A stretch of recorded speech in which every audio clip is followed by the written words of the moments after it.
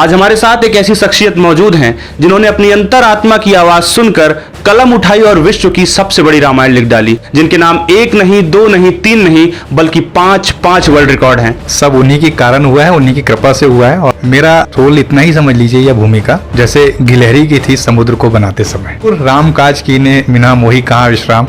करीब 170 किलो उसका वजन है कागज का। और अब मेरी ये इच्छा है कि काशी होते हुए एक बार श्री रामचरित मानस को एक रथ यात्रा के जरिए विनय न मानत जलधि जड़ गए 3 दिन बीत बोले राम सकोप तब भय बिन होय न प्रीति। बहुत अच्छा चैनल है आपका, और जो भी इंटरव्यूज हैं और जो भी खास चीजें दिखाते हैं वैभव और उनकी टीम, मेरी आपसे प्रार्थना है, निवेदन है कि आप चैनल को जरूर देखें और सब्सक्राइब भी करें। और मेरी शुभकामनाएं है चैनल को कि खूब तरक्की करे, खूब आगे बढ़े। जो इच्छा करी हो मन माही, हरि प्रसाद कछु दुर्लभ नाही। रामचरितमानस की यह चौपाई, जिसका अर्थ है कि आप अपने मन में जो भी इच्छा प्रकट करते हैं, भगवान के आशीर्वाद से वो अवश्य पूर्ण होता है। आज हमारे साथ एक ऐसी शख्सियत मौजूद हैं जिन्होंने अपनी अंतरात्मा की आवाज सुनकर कलम उठाई और विश्व की सबसे बड़ी रामायण लिख डाली, जिनके नाम एक नहीं, दो नहीं, तीन नहीं, बल्कि पांच वर्ल्ड रिकॉर्ड हैं। नमस्कार, आप भारत न्यूज देख रहे हैं, मैं हूं आपके साथ वैभव भट्ट। आज साक्षात्कार के इस विशेष अंक के विशेष साथी हैं विश्व की सबसे बड़ी रामचरितमानस लिखने वाले डॉक्टर अरुण कुमार खोबरे जी। सर, पहले तो आपका बहुत बहुत धन्यवाद कि आपने हमारे लिए समय निकाला। सर, चर्चा शुरू करने से पहले मेरा आपसे एक निवेदन है कि आप हमारे दर्शकों को अपना परिचय स्वयं दें, क्योंकि आपका व्यक्तित्व और परिचय दोनों ही बहुत विराट है। आप ज़्यादा तारीफ कर रहे हैं, लेकिन मुझे लगता है मैं एक सामान्य सा इंसान हूँ। और आपने कहा कि भगवान श्री रामचंद्र जी की श्री रामचरितमानस के बारे में, तो सब उन्हीं के कारण हुआ है, उन्हीं की कृपा से हुआ है, और बिना राम जी की कृपा से ये संभव ही नहीं था। तो मैं तो एक साधारण सा प्राणी हूँ। मेरा आप रोल इतना ही समझ लीजिए, यह भूमिका जैसे गिलहरी की थी समुद्र को बनाते समय, और इससे ज़्यादा कुछ नहीं। क्योंकि मुझे लगता है कि वर्ल्ड रिकॉर्ड तो सिर्फ नाम मात्र के हैं, क्योंकि जब इस दुनिया से आप चले जाएंगे तो गिनती वर्ल्ड रिकॉर्ड्स की नहीं, बल्कि भगवान राम के जो चीज़ें हैं, जो आपने किया है, उसमें कहाँ तक आप सफल हो पाए हैं या आप क्या कुछ कर पाए हैं, वो देखा जाता है। और वर्ल्ड रिकॉर्ड तो जो है, अगर आप कुछ हटके करते हैं तो ईश्वर की कृपा से बन ही जाते हैं। बिल्कुल सर। सर, मेरा प्रश्न पहला यही है कि सर, इस अद्भुत कार्य की शुरुआत कहाँ से है और इसकी प्रेरणा कहाँ से मिली आपको, क्योंकि ये राम काज है जो आपने किया है। बिल्कुल, राम काज कीने बिना मोही कहाँ विश्राम। तो 149 दिन तक तकरीबन, यानी 5 माह तक हनुमान जी की कृपा से ही ये सब संभव हो पाया। मैंने सबसे पहले, अगर मैं सच बताऊं तो लोग यकीन भी करेंगे नहीं, और मैं काफ़ी सारे जगहों पे इस चीज़ को बोल भी चुका हूं। सबसे पहले मुझे इस तरह के सपने आते थे कि मैं ऐसा कुछ करूं, श्री रामचरितमानस लिखूं। और सबसे पहले श्री रामचरितमानस गोस्वामी तुलसीदास जी ने लिखी है, अब और वाल्मीकि जी ने रामायण लिखी है। तो आप जानते हैं कि दो महान हस्तियां जिन्होंने ये सब कुछ किया है। मेरे जैसे एक सामान्य सा छोटा सा व्यक्ति ये सिर्फ सोच ले या ऐसा करना चाहे, तो मुझे लगता है कि ऐसा हो नहीं सकता। तो मैंने सबसे पहले तो प्रभु से, राम जी से, हनुमान जी से इस चीज़ के लिए अनुमति मांगी। और चूंकि ये बार बार सपने में इस तरह की चीज़ आती थी, हनुमान जी आते थे या ऐसा आभास होता था, कह सकते हैं, क्योंकि मैं अगर ऐसा बोलूँगा कि सपने में ऐसे आते थे तो आज के लोग मानेंगे नहीं। तो मैंने, हमारे एक पंडित जी थे श्री रामस्वरूप दुबे जी, उनको मैंने इस विषय में बताया। तो उन्होंने एक हनुमान जी के मंदिर में मुझे संकल्प दिलवाया, और फिर मैंने उस संकल्प के साथ जो है श्री रामचरितमानस को लिखने की शुरुआत की। और तकरीबन 149 दिन में पीले कागज़ पर लाल स्याही के साथ, पीला कागज़ हम जानते हैं पीले को शुभ माना जाता है हमारे सनातन में, और लाल स्याही जैसे माता की चुनरी लाल होती है, तो लाल स्याही से पीले कागज़ पर इस पूरी प्रक्रिया को 149 दिन तक मैंने किया। हनुमान जी की कृपा से ही किया या उन्होंने करवाया। और 149 दिन के बाद, जिस दिन तुलसीदास जी का जन्मदिन कहते हैं हम, जयंती, उस दिन मैंने एज ए पब्लिकली इस चीज़ को बताया कि मेरे द्वारा ये कार्य किया गया है। सर, इतना अद्भुत कार्य आपने किया है, रामकाज में वो भी किया है।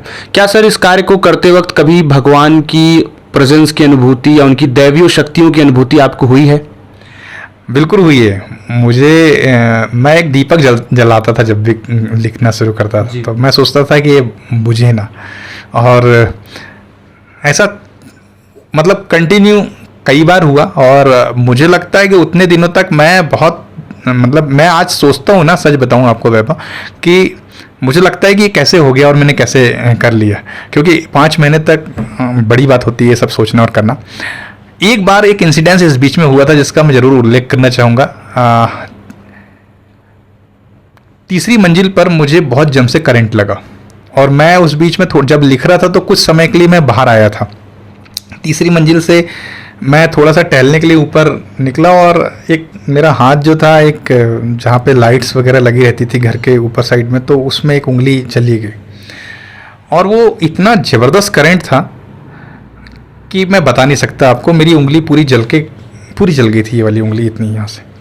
और मैं बहुत जम से मतलब जैसे होता है ना, किसी की जब डेथ होती है तो वो उस समय उसके आगे बचपन से जब से उसने होश संभाला है 2-3 साल से लेके फिर लाइफ में जितना भी वो स्ट्रगल जहाँ तक वो रहा है, उस पूरे पीरियड में मुझे 1 या 1.5 मिनट में मुझे वो पीरियड याद आ गया, क्योंकि मुझे ऐसा लग रहा था कि मैं अब इस दुनिया से जाने वाला हूँ, क्योंकि मुझे करंट लग गया और मुझे मालूम था कि ये इसके लगने से क्या होता है। और दूसरी बात सबसे इम्पोर्टेंट ये थी कि जब मुझे करंट लगा तो मेरी बॉडी जो ये पूरी बॉडी है, और वो रेलिंग जो थी लोहे की उससे 80% नीचे थी, और सिर्फ करंट के बेस पे ही मैं झुका हुआ था। मतलब करंट के कारण मैं नीचे चली गई थी बॉडी, और करंट अगर हाथ से कोई डंडा मारता मेरे दोस्त मेरे शरीर को या हाथ को, तो मेरी बॉडी नीचे गिर जाती सिर के बल। तो वैसे भी मतलब सिर के बल गिरता तो डेथ हो जाती है। उसके बाद मेरे को करंट इतना जम के लगा था कि एक डेथ होने के बाद व्यक्ति के अंदर क्या अनुभूति होती है, या वो क्या रिसाइकिल करता है अपनी लाइफ के शुरू से लेके आखिरी तक, वो सारी कुछ चीज़ें याद आ गई। तो मुझे ये याद आ रहा था कि मैं इस दुनिया से जा रहा हूँ, लेकिन मैंने कुछ खास नहीं किया, और अभी मैं जो काम कर रहा था वो भी अधूरा छूट जाएगा मुझसे।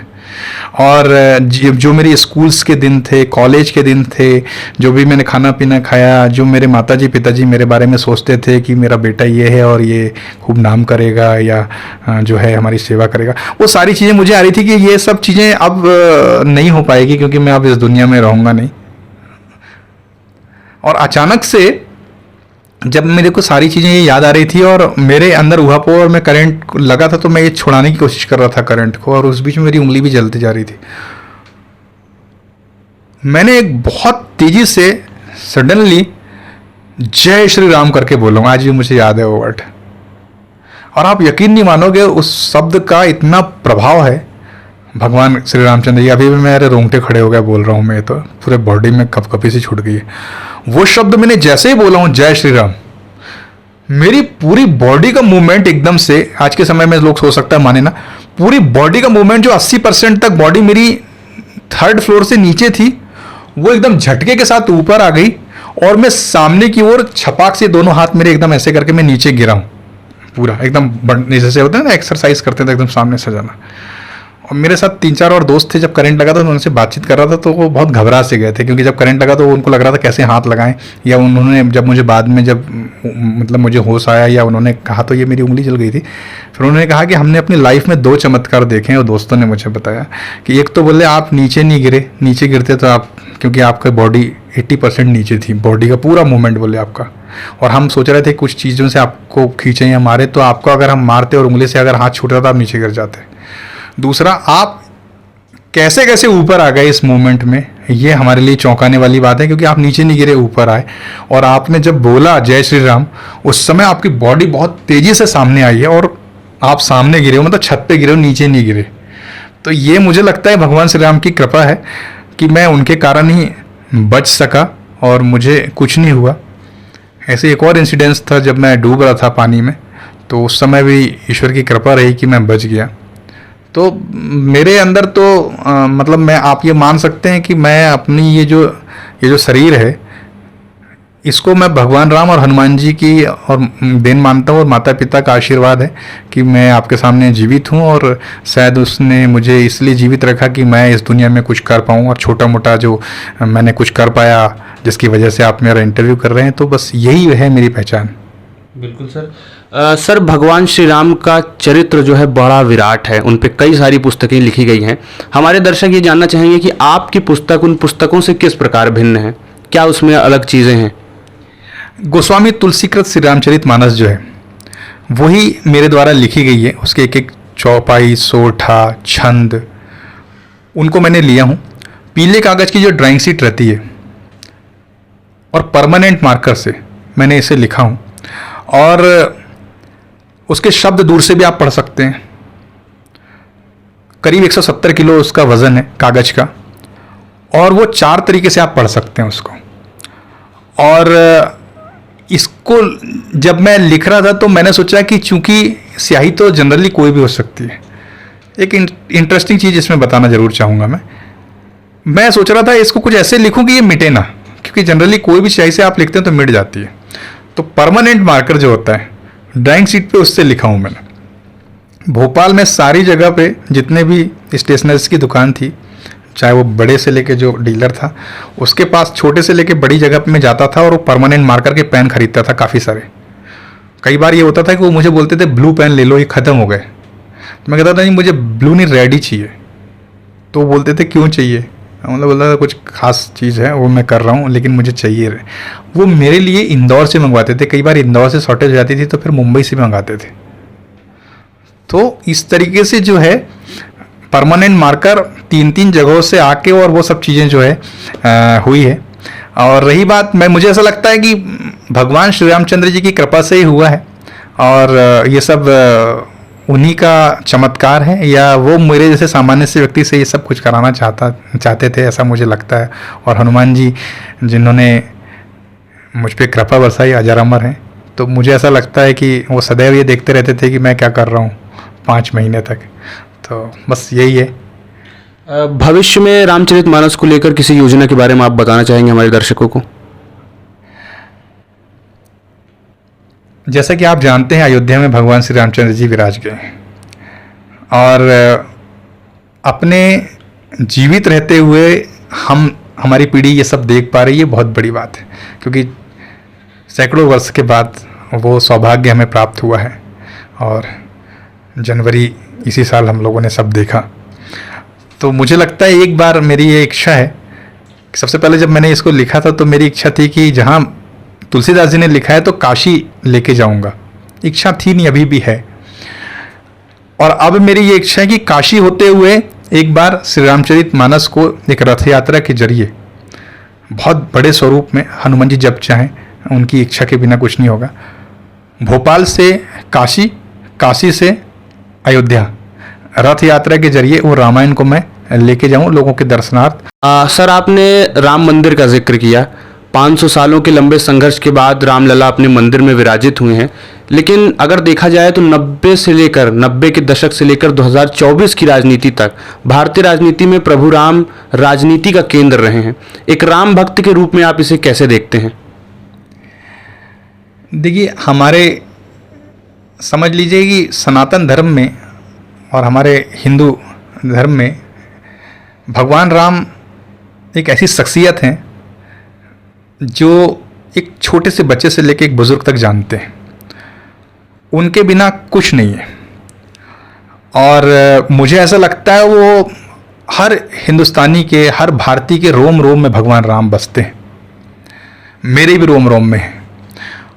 और जो कुछ हुआ और जो कुछ जनवरी इस साल हुआ वो एक ऐतिहासिक घटना है, और 500 साल हमारे खुद के भगवान राम को हमारे देश में जहां उन्होंने जन्म लिया, ये मतलब बहुत बड़ी बात है।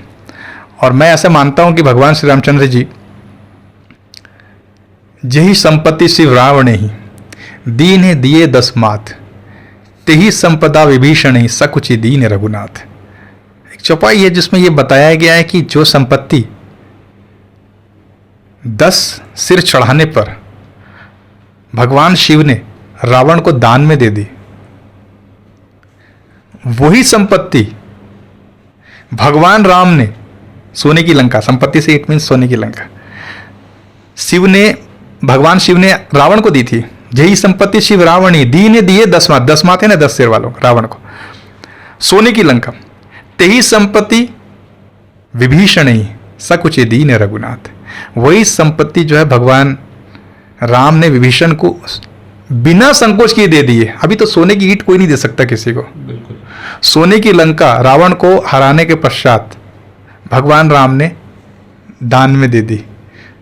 इस पार्ट को, इस चौपाई को बहुत कम लोग जानते हैं। वैसे जनरली कई लोग कहते हैं कि सबसे बड़ा दानी कर्ण है, और भी जैसे वो कई लोग कहते हैं, बहुत सारे लोग कहते हैं।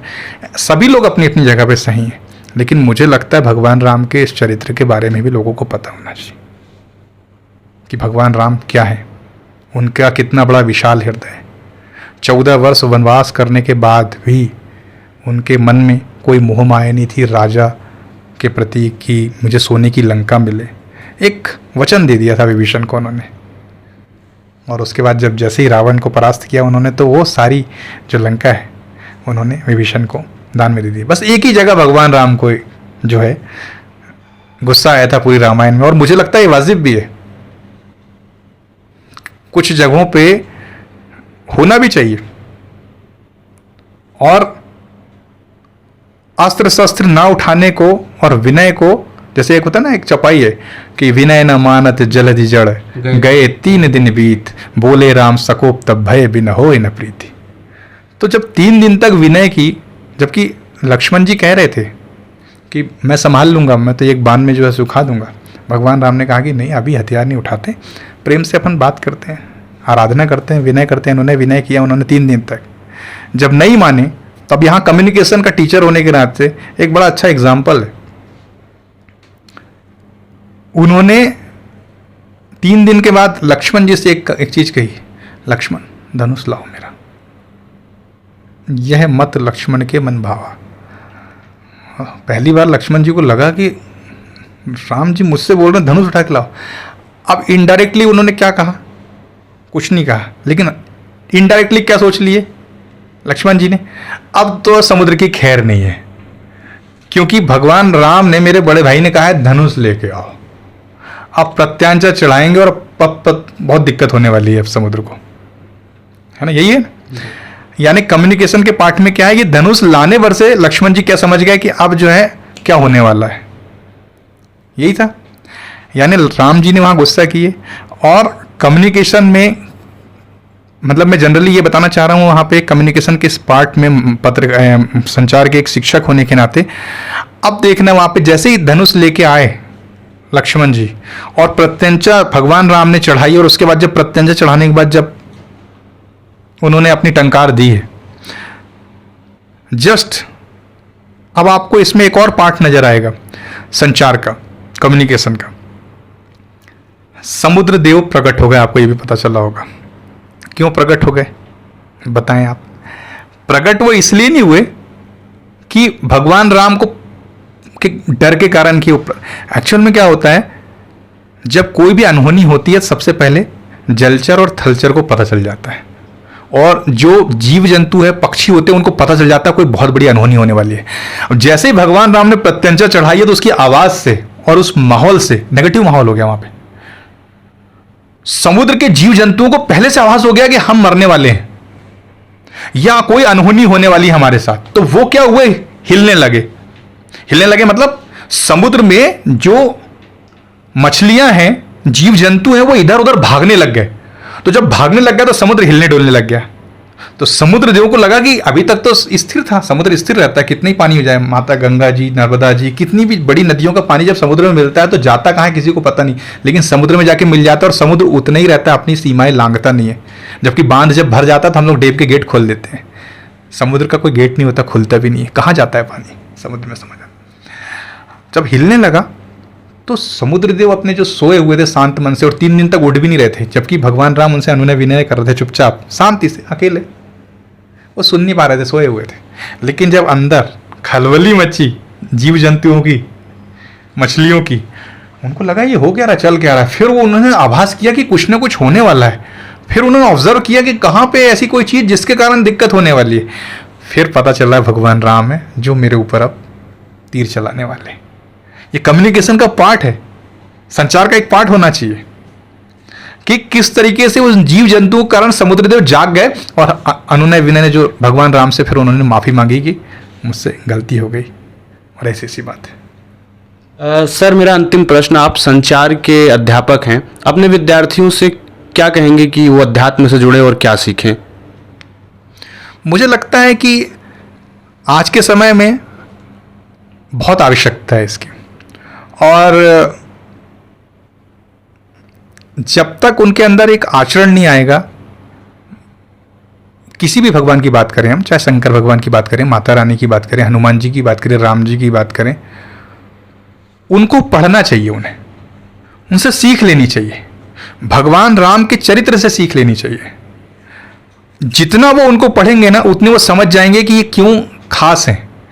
बिना पढ़े बिना जाने ऑब्जर्वेशन नहीं करना चाहिए। कई बार लोग मंदिर नहीं जाते, ना मानते हैं, उनको लगता है कि हमें कोई मतलब नहीं या सब कुछ ठीक चल रहा है।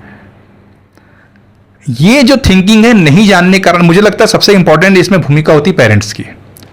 बचपन से उनको अपने बच्चों को थोड़ा ना थोड़ा इस विषय में बताना चाहिए, बोलना चाहिए कि आपके लिए ये कितना इंपॉर्टेंट है, और जब वो समझेंगे तब ये सारा कुछ सिस्टम जो है युवाओं के अंदर अपने आप आ जाएगा, बचपन से आएगा। बिल्कुल सर। सर हमारे चैनल के लिए आप क्या कहना चाहेंगे, हमारे साथियों के लिए?